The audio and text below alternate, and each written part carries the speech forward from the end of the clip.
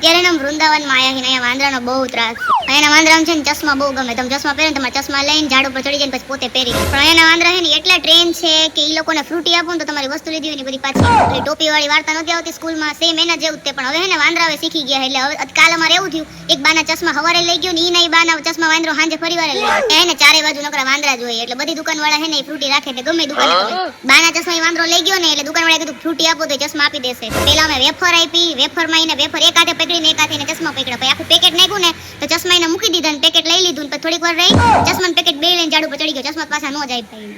થોડીક વાર એને ચશ્માનો ઘા કરી દીધો પછી દુકાનવાળા ઉપર ચડ્યો અને ચશ્મા લઈ આવ્યો અને પછી એને ફ્રૂટી આપી એટલે ગયો અને તોય તે છે ને ચશ્મા તેને તોડી ના જાય. એના લોકોએ છે ને વાંદરાને બહુ લાડ કરાવ્યા ફ્રૂટી પીવડે એમાં પાછું કેસરી કલરની ફ્રૂટી આપો ને તો નથી પીતા, પીળા કલરની ફ્રૂટી આપો ને તો જ પીવે. તો અહીંયા એને બધું પેક રાખવું પડે ને ગમે ત્યાંથી વાંદરા છે ને ગરી જાય. એના વાંદરા ટોપી, મોબાઈલ, ચશ્મા બધું લઈ જાય.